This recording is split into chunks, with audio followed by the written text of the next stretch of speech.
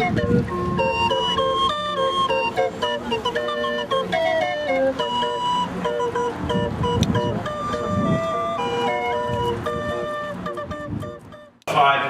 did a very strange degree in zoology and comparative physiology, then became a chartered accountant and chartered tax advisor.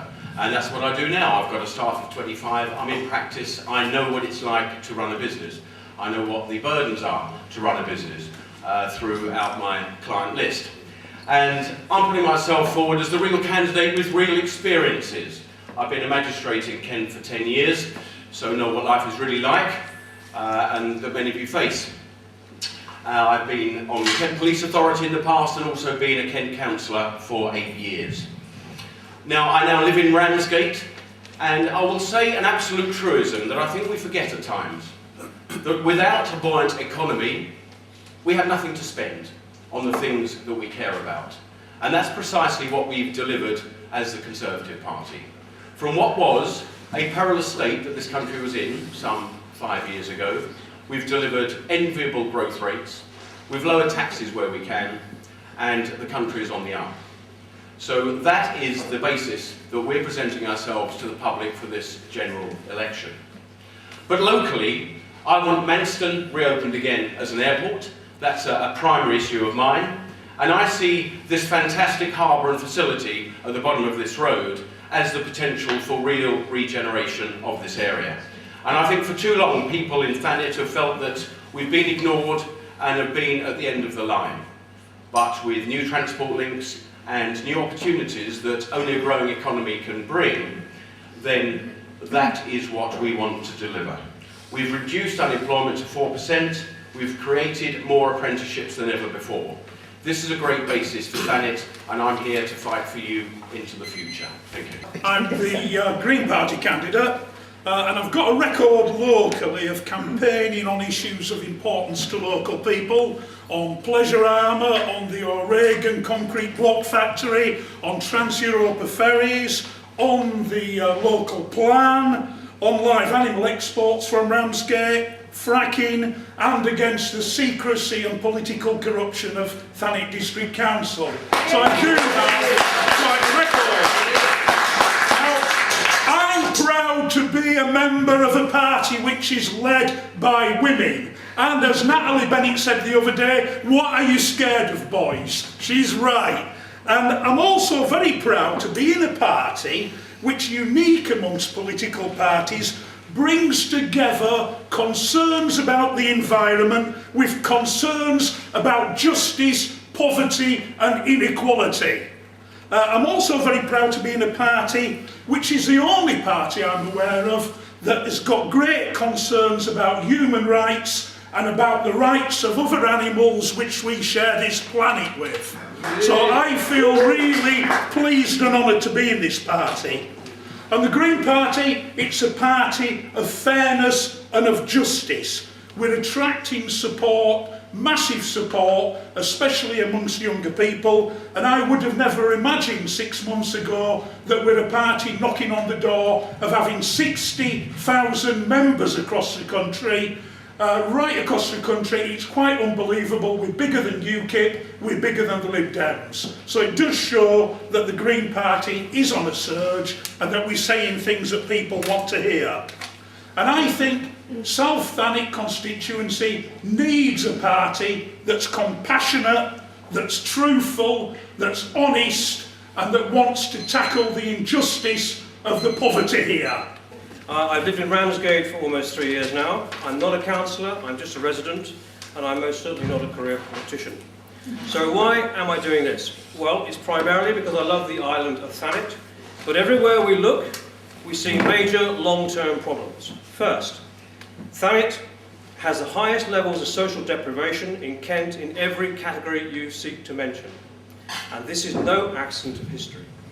Kent County Council is largely responsible for presiding over this act of social vandalism. Thanet has become KCC's dumping ground, and we can't cope with it any longer. It's got to be stopped. Second, Thanet is littered with treasured buildings and much-loved public sites going to waste. Local assets that should bring us pride and prosperity actually bring us nothing except higher costs and dereliction. TDC is not fit for purpose, and I would argue it never has been. Our solution is two sides of the same coin. First, we need a unitary authority based in Thanet to take over from KCC, such as they have in the Medway towns. And second, we must have a more open, transparent and accountable system of government, one led by a directly elected leader. The benefits of all this is we get more autonomy. We get to choose who is rehabilitated here. And we get to decide on the housing requirements that we need, not councillors in Maidstone. We get more transparency, accountability, vision and leadership throughout the system, and much less party politics. Everything we're proposing has been enabled by various acts of Parliament over the last 20 years, but if we're going to benefit from those, we, the people of Thanet, need to sack this complacent and party-driven council system lock, stock and barrel. What we need from you is a massive vote of no confidence at this general election so we can rid ourselves of this divisive two-tier system and stop this dreadful local plan in its tracks. I'm standing for the constituency that I've lived in my entire life. I was born at the local hospital, I've lived in Cliftonville my whole life, I went to school in Broadstairs, and I was married in Ramsgate. Thanet is my home, and the reason I'm standing is because I want to do something good for the area. We haven't had a local MP actually representing the area who was born or brought up here in over 150 years. And when people talk about the problems in Thanet, one of those reasons is we keep having politicians being parachuted into this seat who have no links to the area. And there are other people on this platform and someone who's not here who is exactly that. I think we need to send a message to Westminster, we need to send a message that Thanet wants a voice that is local and wants somebody to represent them that knows the issues and knows the area. I am sick and tired of seeing our area and our name being dragged through the mud, whether it be because of the latest gaffe of UKIP or Mr Farage, or whether it's somebody thinking that they can have a pop at the area just because we have problems. I am proud of being from Thanet. I love our area. I love the fact that we've got the most beautiful coastlines in the entire country. And I want to shout from the rooftops about that. So I'm standing because I want to do something special for the area.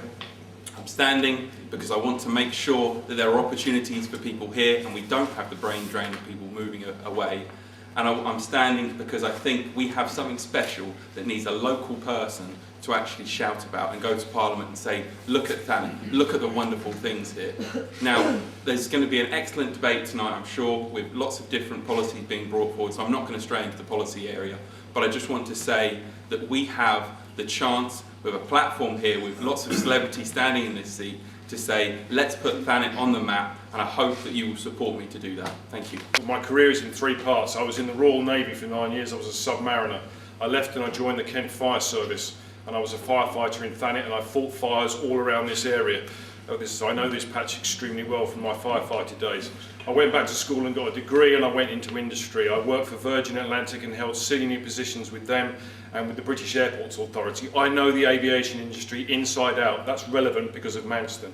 Latterly, I've started my own company, and I've been working on my own for since 2004, so I know what it's like to build a business, and I know what it's like to run a business plan. The party, I'll just say Liberal Democrats, and the party says what it's about, respecting the individual with combined responsibilities. My plan, I have a number of main planks to my plan. The first one, and you're going to hear a lot of similarities from some of the people here, clearly Manston's got to be reopened. Clearly we've got to get Ramsgate Port working again. We've got to boost tourism in the area. I'm opposed to fracking in this area. There'll be no doubt that I'm opposed to fracking. Some people have been putting words in my mouth. I'm opposed to fracking in this area. We need to focus on the young people. And if there's one phrase that's come out of some of the work that I've been doing recently in the meetings I've been to, I would appeal to everybody. We have got to adopt a Team Thanet approach. Now, all the people here are standing to represent you, and it takes a lot to do what we're all doing up the front here, and we've got differences, I know that. But after May the 8th, irrespective of who gets elected, we've got to get a Team Thanet approach. And one thing I do know from my days at Virgin Atlantic is that Thanet needs to rebrand it. We are the masters of our own destiny, and I'm a team player. I've always believed in team sports through the Navy, through all the other things I've done. And I think after this date, we need to sort out the shambles of Thanet District Council and come together as Team Thanet. I'm standing for the Manston Independent Airport Party. Again, my background is I'm a teacher. I've lived in Thanet for 8 years now. I used to work here when I was a teenager, back in the day when Cliftonville had wonderful B&Bs. I used to work in bed and breakfast. But I'm standing right now for Manston Airport. I've agreed so much with what these guys have said here. Many of these guys standing here and backing so many things that are local, and I too, agree with all these local issues, the port and everything else. But right now, the thing that's most important is Manston Airport. We have a very limited window in which to secure this. It's such an important and vital asset to Thanet. It could be an absolute winner for this area. It could bring jobs, it can bring apprenticeships, it could bring all sorts of things. When Anglo bought the airport in November 2013, for a nominal £1, she said she would run it for 2 years. Less than 4 months later, she announced that she was going to close it. I mean, it's absolutely... I've never been in politics before. I'm not a politician. I'm a school teacher, I'm a mum, I'm a grandmother.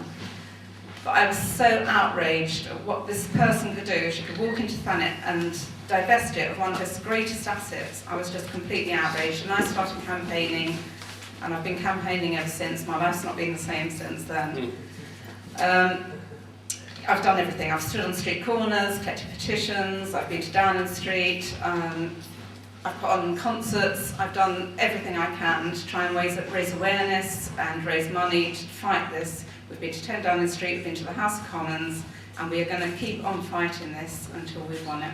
Thank you. Before I start, I'd like to start with some words of peace, which are Azebalenkum, Hotep, Alafia, and some of the brothers out there, Wagwan. Anyway, I am the Prophet Zebediah, father to the Messiah. I am also the leader of the Al-Zababis Nation of Oog party. What we want to do is separate Thanet from the rest of England. We want to create the Afro-Phoenician Zalafate.